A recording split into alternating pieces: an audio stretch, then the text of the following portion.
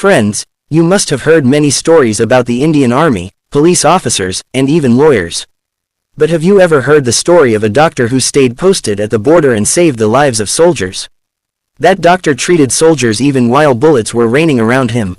Standing between life and death, he fulfilled his duty every single day. But the world often calls only the army the real heroes. Today, I am going to tell you the true story of that unsung hero, an Indian doctor. A doctor who was captured by the German army near the border and thrown straight into a German prison. Even then, he did not give up. To save his life, he planned an escape and walked nearly 900 kilometers to find freedom. Let's understand the true story of this unknown Indian hero through a 2D animation. A story that will make you salute this doctor. Virendra Nath, a name that was enough for many people. He had a deep passion for serving people and saving lives. That same passion inspired him to become a doctor. In 1931, he left India and went to Britain, where he completed his medical studies and earned his medical degree. During his education, he not only mastered medical science but also learned that patience, courage, and the ability to make decisions are essential qualities for a doctor. When World War II began in 1939, Virendra Nath chose a new goal for his profession and his country. He decided to join the Royal Army Medical Corps, a division of the British Army where doctors and medical officers provided medical care to soldiers. This became a turning point in his life and career. Virendra Nath had a clear objective: to save the lives of soldiers and serve humanity. He wore the uniform of the British Indian Army, and his family, teachers, and friends felt proud of his decision. But the path ahead was not easy. Being an Indian doctor on the battlefields of Europe was unusual and extremely challenging. His first posting was at the 18th General Hospital in Étaples, France. There, he had to treat soldiers who were injured in the war. Every day wounded soldiers passed through his hands. Their bodies were full of wounds, infections, and severe injuries. Each day brought him face to face with the struggle between life and death. The war environment kept getting more dangerous. The German army was rapidly attacking France. One day, Virendra Nath was leading an ambulance convoy that had to transport wounded soldiers to Boulogne for treatment. He and his team continued performing their duty in intense heat, dust, and fear. But suddenly the German army launched a rapid attack and surrounded their convoy. Virendra Nath had no other choice. He had to surrender. From that moment, his life completely changed. He was now a prisoner of the German army. In 1939, World War II had begun spreading across Europe with terrifying intensity.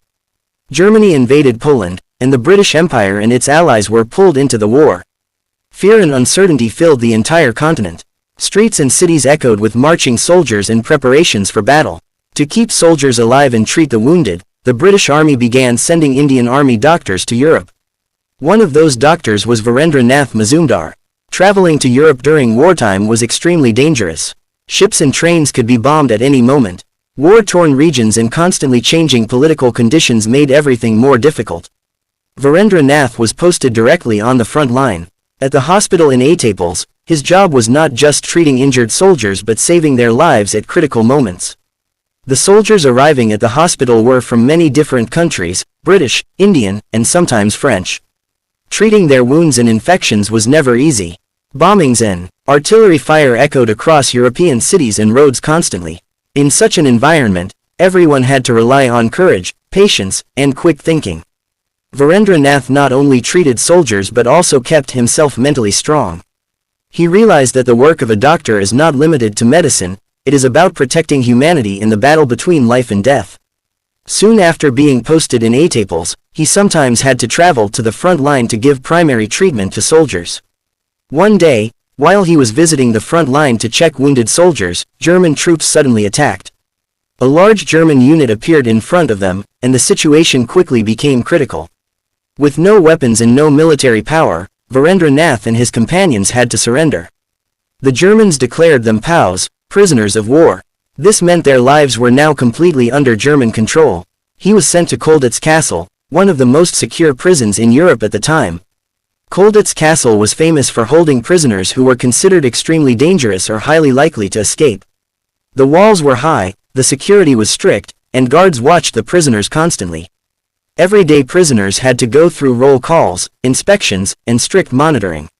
Even the smallest mistake could lead to punishment. The cold winters, lack of food, and uncertain future made life extremely difficult. Many prisoners lost hope and mentally broke down. But Virendra Nath stayed mentally strong. He began carefully observing the habits of the guards. He noticed which guard changed shifts, when patrols slowed down, and which towers had blind spots. During daily walks and roll calls, he slowly memorized the entire layout of the prison, doors, walls, towers, and courtyards. Inside the prison, some prisoners had special skills. Some knew carpentry, some were artists, and others were experts at forging documents. Virendra Nath learned from them how to copy German stamps, create fake permits, and turn old clothes into civilian outfits. Eventually, he managed to prepare a fake civilian permit for himself. But escaping the prison was only the beginning. The real challenge was crossing Nazi-controlled Europe. Using secret maps and information shared by other prisoners, he memorized the route from Germany to the Netherlands, rivers, forests, safe zones, and German patrol points. He had no real map. Everything was stored in his memory.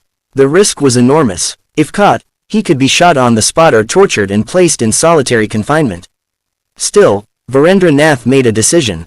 If death could come inside the prison anyway, from hunger, cold, or bombing, then it was better to risk death while trying to escape.